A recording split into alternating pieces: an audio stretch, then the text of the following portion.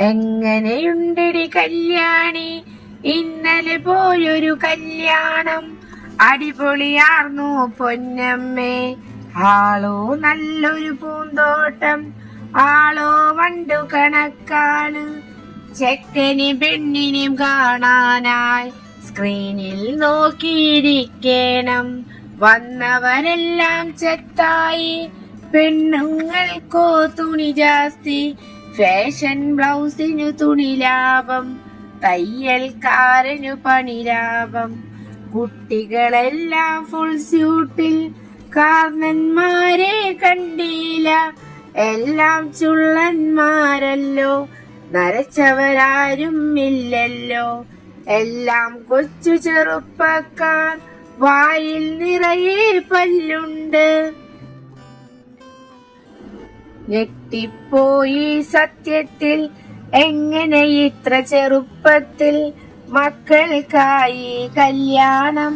കരിയിൽ മായം ചേർക്കാതെ തലയിൽ വാരിത്തേച്ചെന്നാൽ പ്രായം തെല്ലും തോന്നില്ല.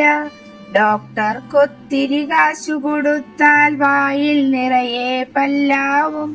സദ്യയതൊത്തിരി നന്നല്ലോ, ജ്യൂസുകൾ ഒത്തിരിയുണ്ടല്ലോ. സദ്യ വിളമ്പുന്നോരെല്ലാം തലയിൽ കളസം വെച്ചിട്ട് ആടും കോഴിയും പോത്തും പോർക്കും വരി വരിയായിരിക്കുന്നു. ഒരു വറ്റുണ്ണാൻ കിട്ടണമെങ്കിൽ മാവേലിയിലേക്കു വേണം. പച്ച ഇറച്ചിയും വെച്ച ഇറച്ചിയും എല്ലാം വരിയിൽ കിട്ടിയിടും. പട്ടികണക്കെ കുറെയെണ്ണം ചട്ടിയിൽ നിന്നും മുണ്ണുന്നു. പഴവർഗങ്ങൾ ചെത്തിയിട്ട് മീനും മാനും മണ്ണാനും സ്റ്റൈലിൽ അങ്ങനെ നിൽക്കുന്നു. മധുരം ഒത്തിരിയുണ്ടല്ലോ, വീട്ടിൽ മധുരം കിട്ടാത്തോർ ഷുഗറിനെ പോലും നോക്കാതെ വാരിക്കോരി തിന്നുന്നു. എരയും പുഴുവും കുടലും എല്ലാം കിട്ടിയോരെല്ലാം തട്ടുന്നു. വെള്ളം അങ്ങനെ പല നിറമായി ഒരു ഭാഗത്തു വിളമ്പുന്നു. നേരെ നടന്നു പോയവരെല്ലാം തിരികെ വരുന്നതു പാമ്പായി. കയ്യിൽ കാലണയില്ലേലും വരുന്നവരെല്ലാം ഓടിയില്ല.